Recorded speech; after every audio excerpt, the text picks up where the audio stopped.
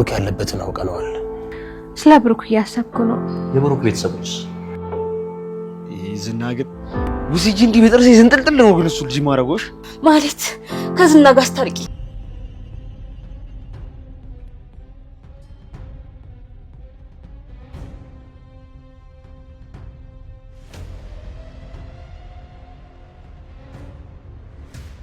ስለ መድብልና ስለ ብሩክ ቤተሰቦች በተለይ ስለ ንብረታቸው ትነግሪኛለሽ? አዎ አሁን ትነግሪኛለሽ።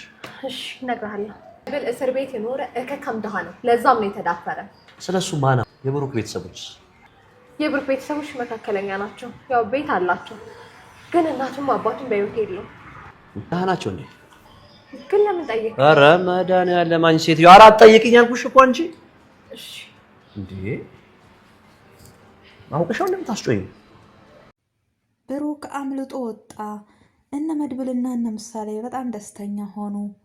ሰላም ሰላም! ውድና የተከበራችሁ ውድ ቤተሰቦቼ ሰላማችሁ ብዝት ትርፍርፍ ይበልልኝ እያልኩኝ ተወዳጅና አስተማሪ የሆነውን ምሳሌን ድራማ ይዤላችሁ መጥቻለሁ። እንደምትወዱት ተስፋ አደርጋለሁ። ተወደዳችሁት ቪዲዮውን እስከ መጨረሻው ድረስ አይታችሁ ሸር፣ ላይክ፣ ሰብስክራይብ ያደረጋችሁ ታበረታቱ ዘንድ በአክብሮት እጠይቃለሁ።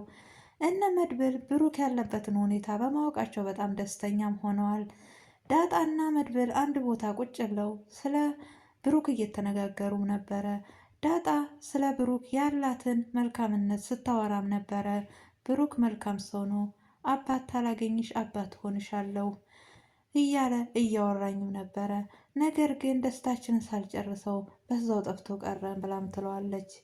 መድብልም አይዞሽ ብሩክ እንደሚመጣ ተስፋ አድርገናል። ብሩክ ያለበትን ቦታ አውቀነዋል። እኔ ሁሌ እንደሚመስለኝ ብሩክ ያለው እዛ ቦታ ላይ ነው። መኖርና አለመኖሩን ትክክለኛም ባንሆንም ብሩክ ያለበትን ቦታ አውቀነዋል በማለት ይመልስላታል።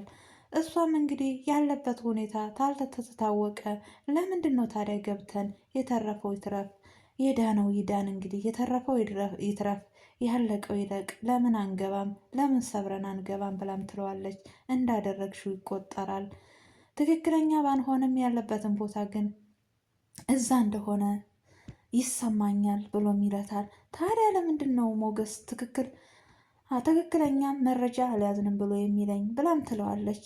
አይ አሁንም ትክክለኛ አይደለንም፣ በህይወት እንዳለና እንዳሌለ ትክክል ባንሆንም እዛ ቤት እንዳለ ይሰማኛል ብሎም ይላታል። እንግዲህ ማህሌት በዚሁም አጋጣሚ ለዝና አንዳንድ ነገሮችን እየነገረችው ነበረ። እሱም ቶሎ ብለሽ የምጠይቅሽን ጥያቄ እያንዳንዱን ትመልሻለሽ፣ ግን እህትሽ የት ነች በማለትም እህቴ እንግዲህ እንዳሌለችና እሷም ጓዟን ጠቅላ እንደሄደች ነግሬ ካለው ይህን ያህል ነገር ሰርታክ እዚህ ሀገር የምትቀመጥ መሰለክ እያለችም ስትለው አሁን ወሬሽን ተይና እነ ብሩክና እነ መድብል ያላቸውን የእነሱን ነገር ትነግሪኛለሽ።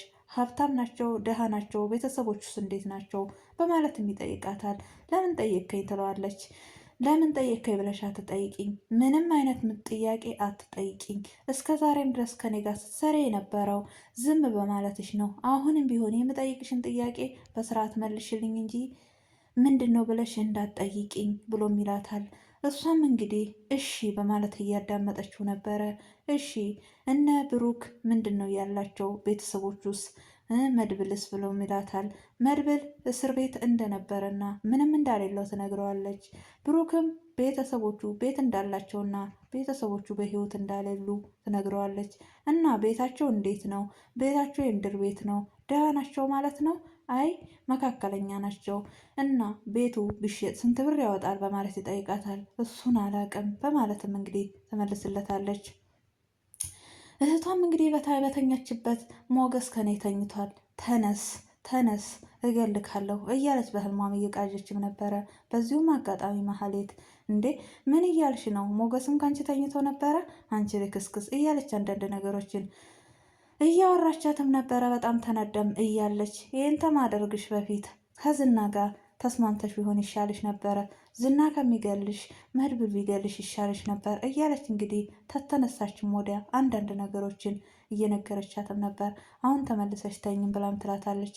አልተኛም፣ ህልሙ ተመልሶብኝ ይመጣል ትላለች። ህልም ፈርቶ ሳይተኛ አይታደርም ብላም ተረትባታለች። አንቺ ለምንድን ነው የማትተኛው ብላም ትላታለች። እኔ አልተኛም እንቅልፍ እምቢ አለኝ። ለምን እንቅልፍ ይምባለሽ?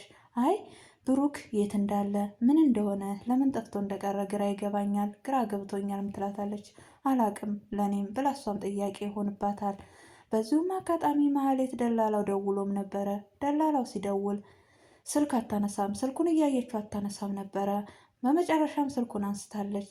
የት ነሽ ብሎም ይላታል። እቤት እንዳለችና ግን ለምን ስልክ አታነሽም ብሎም ይላታል። አይ አላየሁትም ነበር። ወንጀል እንደሆነ አታቂም እንዴ?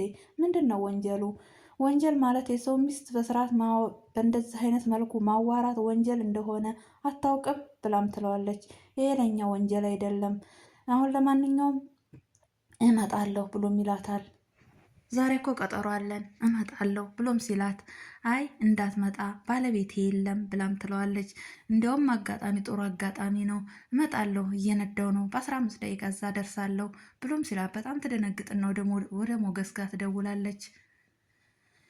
ሞገስንም የት እንዳለ ትጠይቅና እመጣለሁ ያለህበት ቦታ ትለዋለች። አይ ለምንድን ነው የምትመጪው እያለም አንዳንድ ጥያቄዎችን ሲጠይቃት ምንም መናገር አልፈለገችም። ትክክለኛ አይደልሽም፣ ደህና አይደልሽም፣ ምን ሆነሽ ነው? ለምንድን ነው? እኔ እመጣለሁ ብሎም ይላታል። አይ እንዳትመጣ እኔ ነኝ የምመጣው እያለችም ስትለው እንዳትመጪ አንቺ መንገድ ላይ ስትመጪ የሆነ ነገር ሊገጥምሽ ይችላል፣ ዝናም ተፈቷል፣ ስለዚህ እኔ ነኝ የምመጣው ምን ሆነሽ ነው እያለም ሲላት እንግዲህ ምንም እንዳልሆነችና እንደደበራት ቤት ውስጥ እንደደበራት ትነግረዋለች።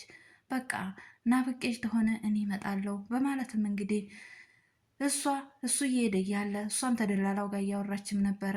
ደላላው አሁን መጥቻለሁ ሲል መሞት ተፈለክ እና መሞት አልፈለክ እንዳትመጣ ባለቤት እየመጣ ነው በማለት ትመልስለታለች። በዚሁም አጋጣሚ ሞገስ ይመጣል። ሞገስም ሲመጣ ስልኩን ትደብቀዋለች። ምን ሆነሽ ነው? ምንድን ነው የተፈጠረው ነገር እያለም ሲል አይ ፈርቼ ነው በማለት ትመልስለታለች። ቅድስትና ዳጣ ቁጭ ብለው ባሉበት እንግዲህ ደላላው መርዙ ሁለቱንም እንደ አጋጣሚ አግኝቷቸውም ነበረ። በዚሁም አጋጣሚ ቅድስትንም እወድሻለሁ ብሏታል። ዳጣንም እንደዛው ስለሱ እያወሩም ነበረ። እወድሻለሁ እኮ አለኝ። እንዴ ይሄ የሆነ ደላላ ሌባ፣ የፍቅር ደላላ ሁሉንም ያገኘውን ሴት ሁሉ ነው እንደሚወደው፣ ቆይ ዝም በይው በማለት እየተዛዛቱም ነበረ። እሱ እኮ ፍቅር የሚሸጥ መስሎት ነው ደላላም አይደል እያሉ እንግዲህ ስለሱም እያወሩም ነበረ። እንደ አጋጣሚ ስትሄድ እንግዲህ ዳጣን ያገኛታል። ያስደነግጣትም እባክሽ ሸኘኝ፣ ቤት ድረስ ሸኘኝ፣ ዝና ተፈቷል ብለዋል። ዝና እኮ እኛ ሊገለን የጠፋው በማለት እሷም አንዳንድ ነገሮችን እያለችም ነበረ።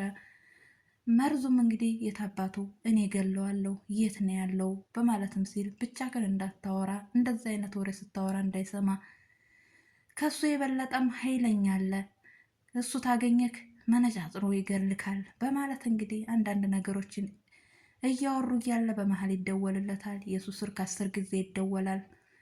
የደላላ ስልክ ረፍት የለውም። በዚሁም አጋጣሚ ስለ ወተትም እያወራ ነበረ።